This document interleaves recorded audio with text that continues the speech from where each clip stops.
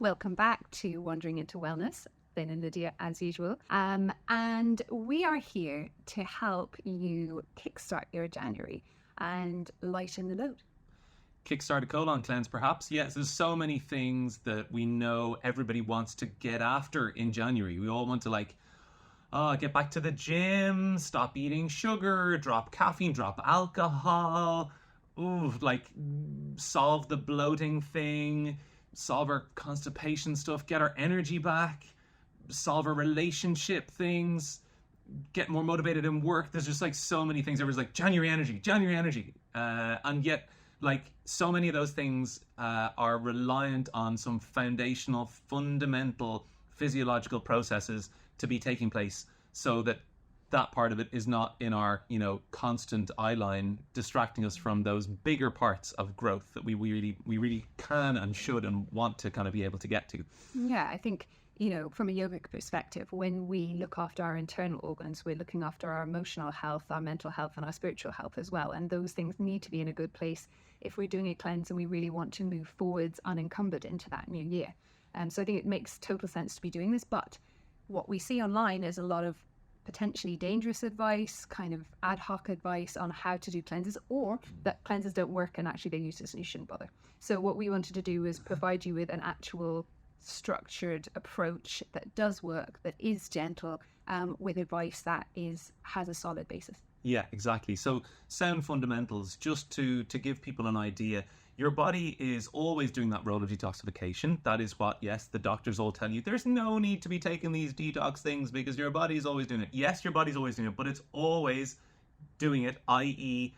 it has a certain limited resource for that. And over a lifetime of doing that, things start to degrade. I'm not recommending anybody who's 15, unless they got some serious fundamental underlying issues, coming in to start doing a January cleanse. But somebody who's 41, maybe. Somebody who's struggling with other immune system issues, definitely. Somebody who has, chronic, let's say, sleep issues, definitely. Most things come back to at some stage your body's ability to get rid of a clean house. So you do housekeeping processes and rid your body of metabolic wastes and toxins and dead and dying bacteria. We know that lymphatic stagnation, speaking from a yogic standpoint, as is your new catchphrase, I like it.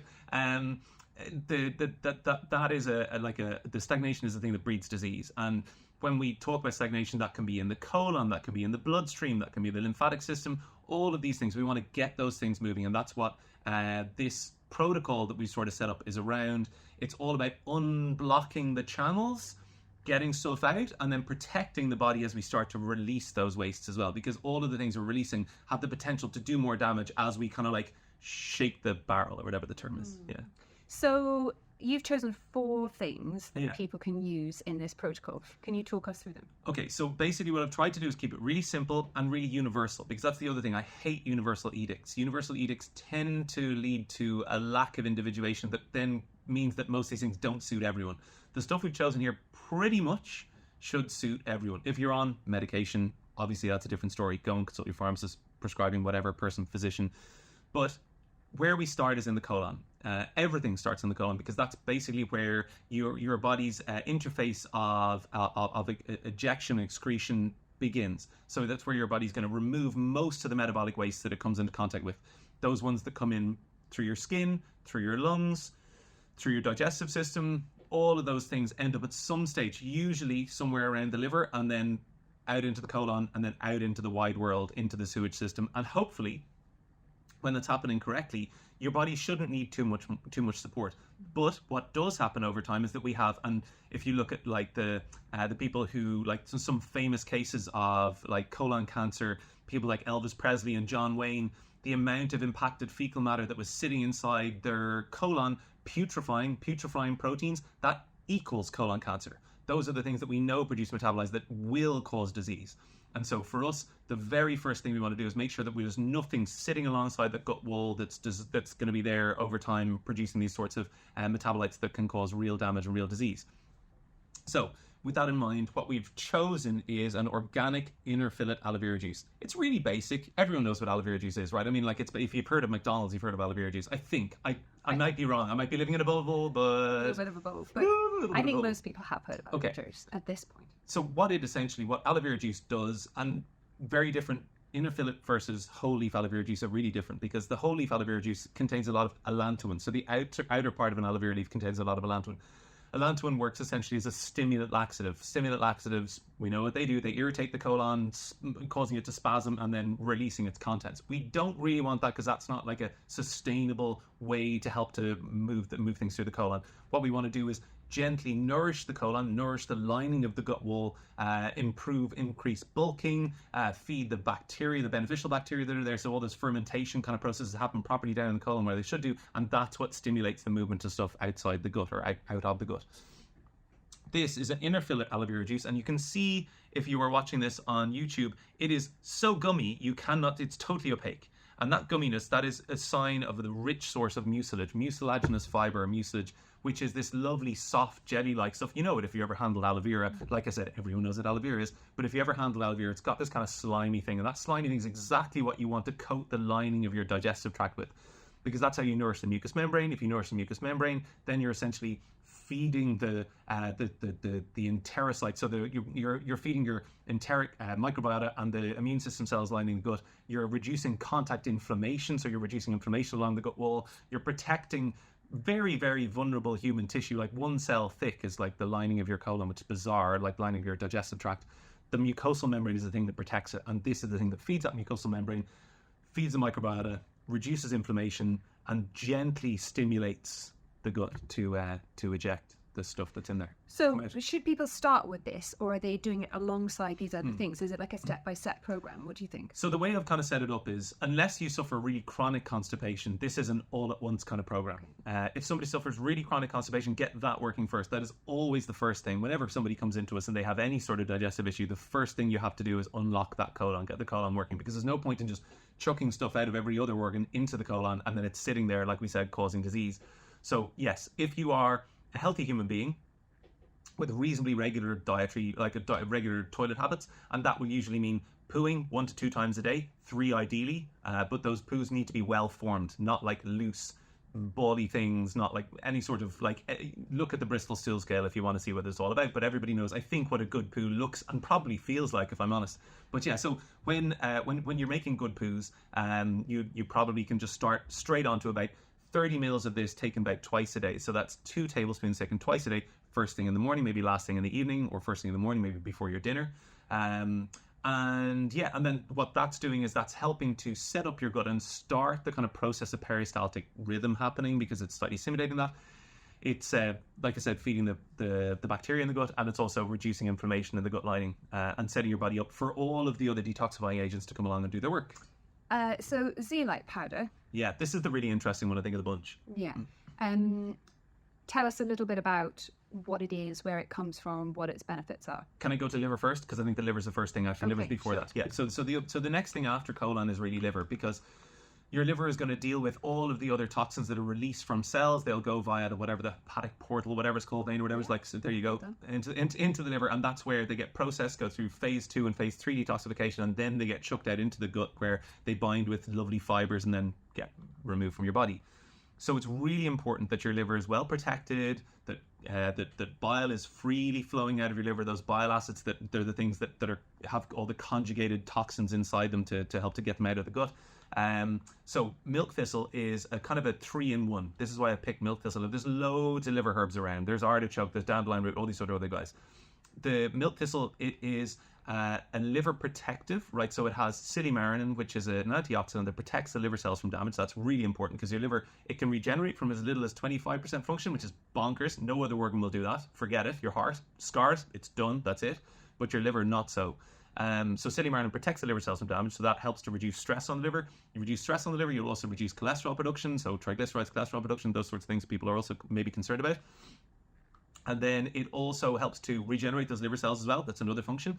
And it also works as a cholagogue, a mild liver flushing agent. The mildest. Dandelion root, probably the strongest. This guy, probably the mildest. But we don't want to just eject stuff out of the liver, like I said, in this really harsh way until everything else is set up. So that's why we're giving these really lovely kind of combined agents that are all fundamentally going to go to work, but none of them are going to be so drastic as to, throw the toys out of the pram or make it so it's unsuitable for everyone to take, or not suitable for most of the population.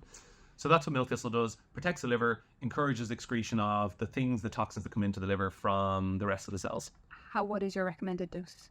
So with this guy, I would start on 15 drops taken in the morning time before your breakfast. You can actually put it in with your aloe vera juice if you want, which is a handy way to take it. Tastes mildly of alcohol because it's an ethanolic extract of milk thistle, so a high alcohol extract, but you're taking a tiny amount of alcohol, less than that in half a ripe banana that's even when you're taking 30 drops. So start with that, 15 drops a day, first thing in the morning, take that for like the first week. Then start to double that up, so take 30 drops, take it again first thing of the day, and then after that for another week you'd start taking that 3 times a day, so taking before every single meal, and continue that for another maybe 7 days, maybe 10 days. So let's say January is your month, you're getting all this stuff done within 1 month. So just something that I'd like to add to this is that it's really important when we're talking about cleansing or gut health or colon health that we understand physiological processes of the body are always supported by our movements and our breath practices. So those organs that we're trying to support with supplements, so these are supports for us because like Finn said, our body is always doing processes, like it's already cleansing, it's already detoxing, but what we're trying to do is support it to do that thing better. The same thing can be done as we're doing this concurrently using our practices, like our movement practices, to help aid them from the outside in. Because if you are prone to constipation or colon issues, oftentimes what's happening is there's some kind of incorrect postural thing that's happening that's making a kink in the lower colon when you're trying to poo. And so making simple changes to support that is really an easy thing to do. First thing is elevate your feet when you're in the toilet and you're doing a poo. So use there are things called squatty potties that you can look up. I was hoping you were going to mention the squatty potty. And they're great. Unicorn poo ad. Look it up on YouTube. It's so fun.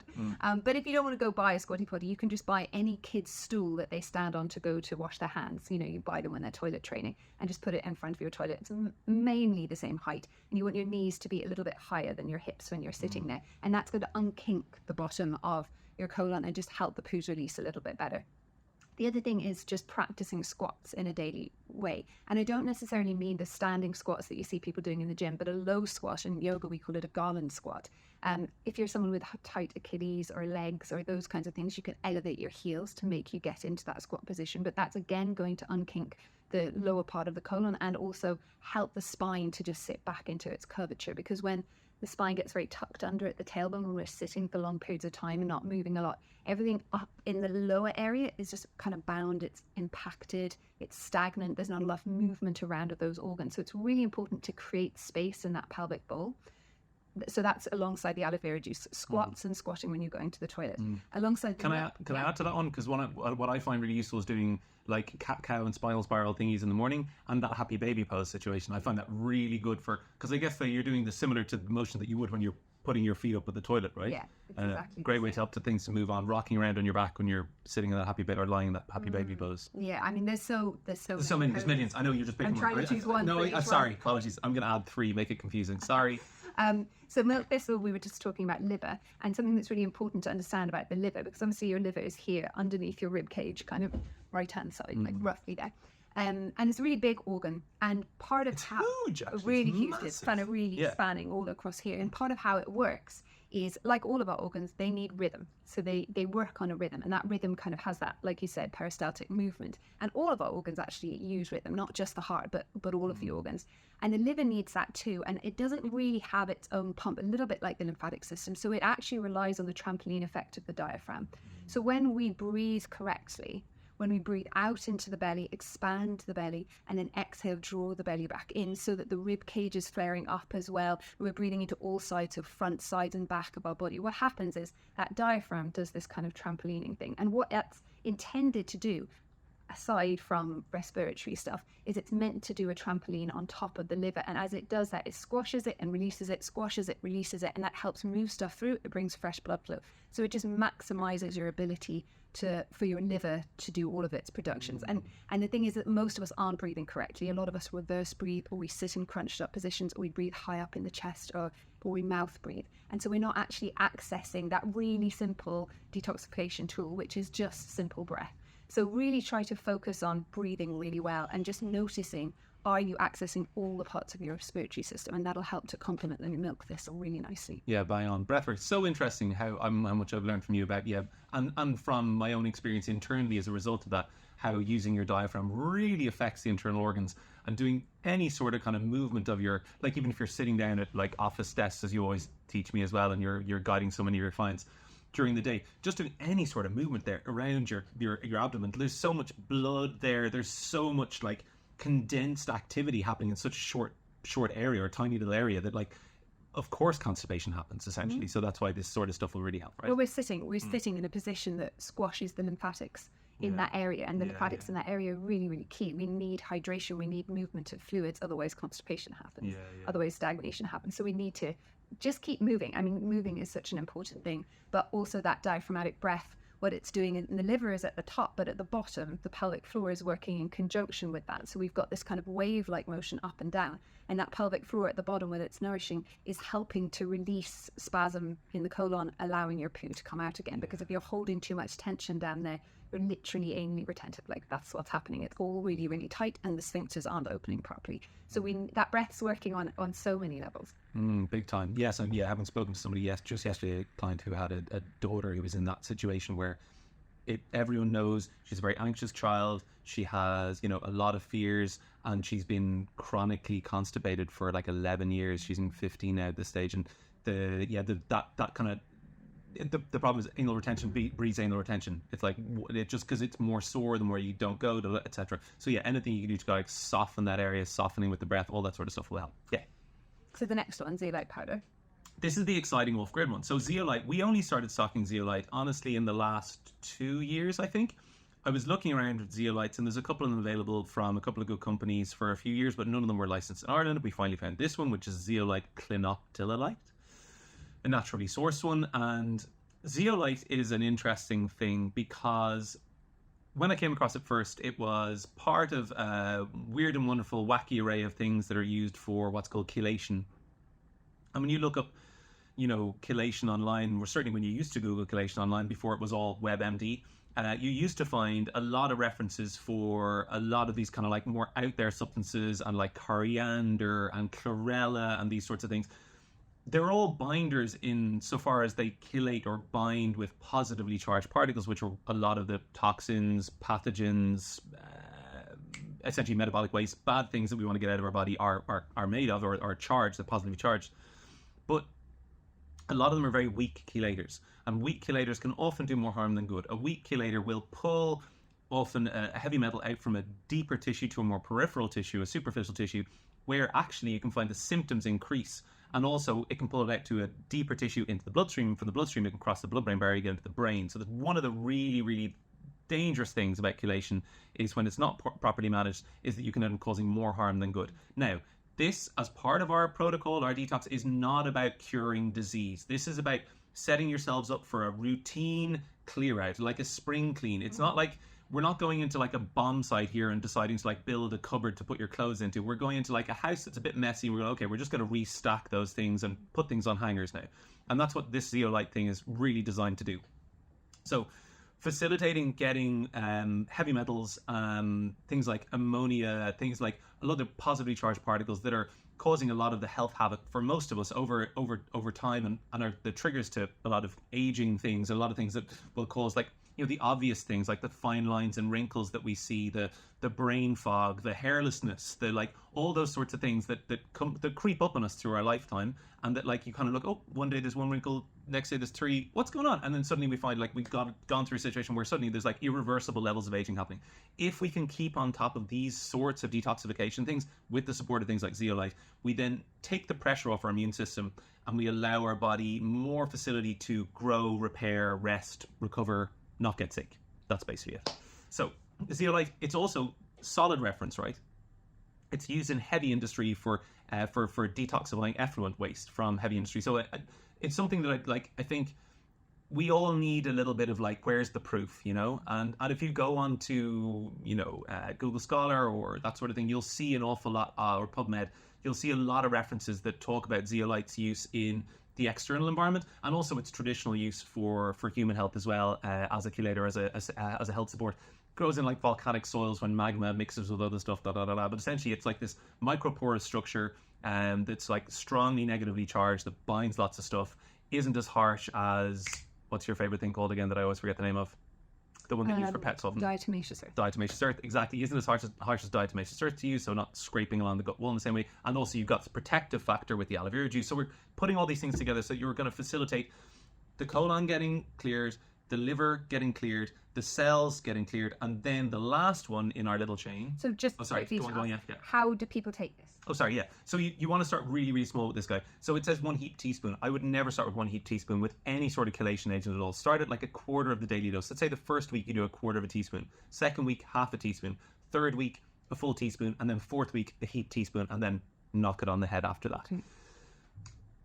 If you find you're feeling so much better on it, and when you finished you feel a bit crappy, then I would say you probably could go through a second round of all these things, like maybe 8 weeks makes sense.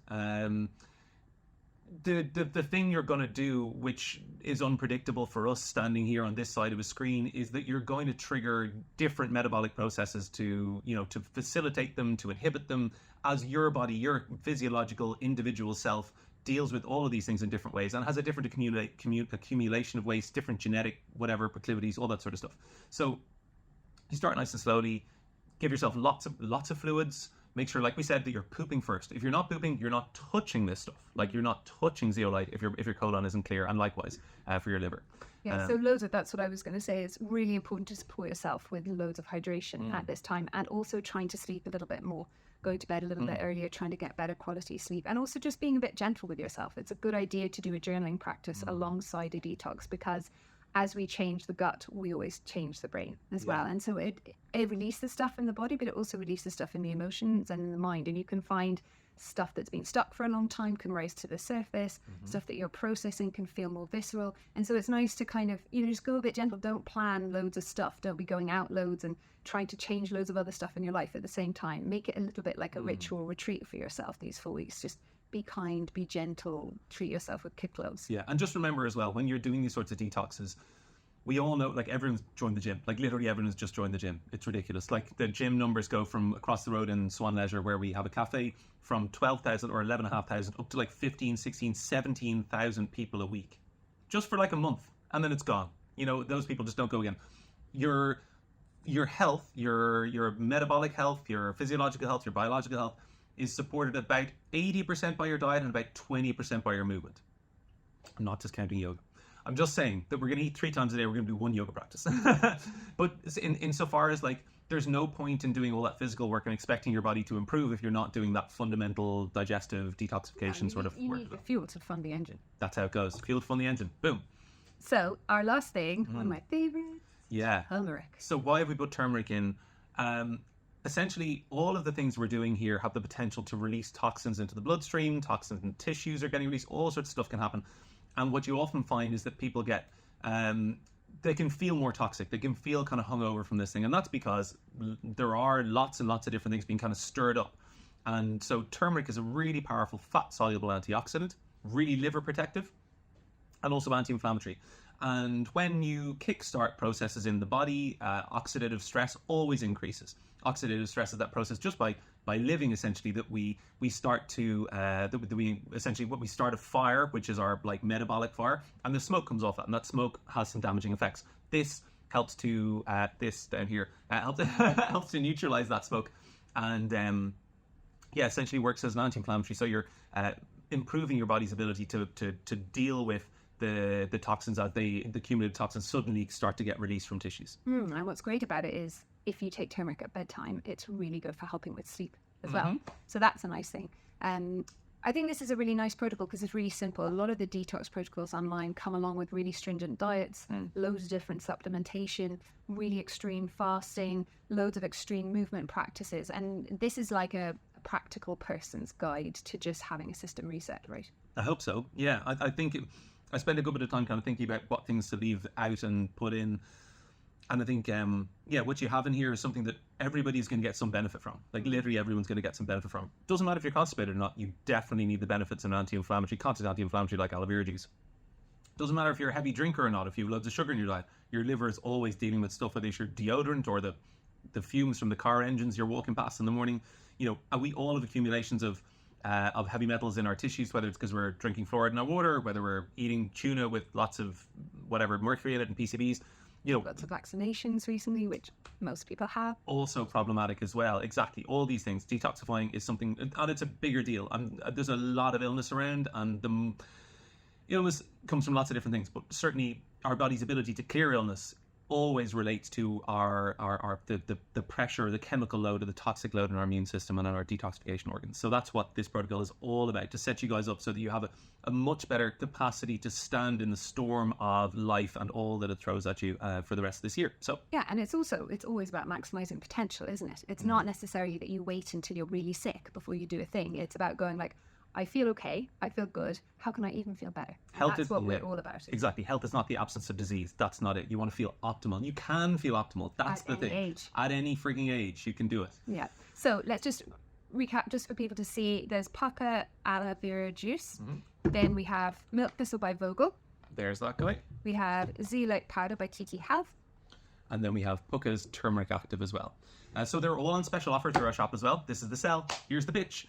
We've managed to facilitate like massive offers on all these guys. So there's been 20 and 30% off all of these guys for the whole month of January. You can get them online, you get them in store. You can come and DM us and ask us for more advice if you want, or if you want to work with us one-to-one and facilitate this detox and make it really drive home some change. I mean, like, there is a little bit of good you can do on your own, but it's always better when you got some more support. And we love working individually with clients who really want to make some proper change, because that's what gets us giddy, right? Yeah, well, when we work one-to-one, we combine our skill sets to create this kind of holistic change where we're looking at breath, movement, meditation, lifestyle, diet, nutrition, and that kind of spiritual aspect as well. So we're looking at that kind of whole system overhaul as well. And this is like your intro to system reset, but when we work together, we kind of have that like broader spectrum thing. So you can always start off with this and then go, wow, that really made a difference. And actually, I just want to kind of go deeper. And when you have that deeper dive, you can contact us to work one-to-one with you. Exactly. So last thing, just to say thanks to our sponsors. Clearlight saunas, we've just delivered, we're just about to deliver, 2 new saunas to great Dublin clients who know the benefit and have jumped on the idea that infrared light and heat is a way to help to detoxify and a way to support their health. And it's a fundamental self-care practice, ritual. Like, if you're not getting up every morning at 6 a.m. or 4 a.m. or whatever it is, or 8 a.m., if you can kind of get out and see, an hour of sunlight where there's lots of infrared in that first hour, is like 50% of the sunlight in the first hour is infrared light. If you're not doing that, which most of us aren't managing, then something like an infrared sauna, it's also just freaking warm. It's like cold outside in that morning. Get an infrared sauna. Gets the damp out of your bones, gets the chill out of your bones, and it supports how your skin looks, how your hair looks, how your digestive health works, how your joint health works. It brings down your inflammation markers. There's so many things that are so good about it. And really, it's about an investment in your health in a long-term way. Yeah. So come along to us and DM us if you want to get some support with that. We are also putting together a really cool little sauna with us, little kind of guide, so you'll get a little playlist from us, sort of things we listen to our sauna, sort of things we like to do in our sauna, the ways to use it, the frequency, all that sort of stuff. So you get a nice little kind of technical guide as well, how to use the sauna and get the best use out of it. Last thing is Wandering into Wellness Project, thewanderingintowellnessproject.com, where you can buy all of our organic merch. We have a very, very small, limited remaining amount of stock of some of the beautiful seasonal things, like our oversized, Rhodope Nights sweater. So we have just a handful of those guys. I was wearing mine yesterday. It's such a really nice. So cozy. It's a snuggly blanket. Snuggly blanket. They're all organic. They're designed in conjunction with a great Bulgarian artist. They're printed here in Dublin, and there's, like I say, a very limited amount remaining. So go on to thewanderingintowellnessproject.com to pick those up or to work with us there. And they're part of your detox because they're stopping you from having toxins into your skin through the clothes that you're wearing that are impregnated with the toxins when they're made. So complete your detox protocol by buying our kit. There you go. Is there any better way to sell? I think we're done. I think that's it. I mean, if you're not buying them, you're crazy. All right. See you later, guys. Thanks a million. Bye. Bye.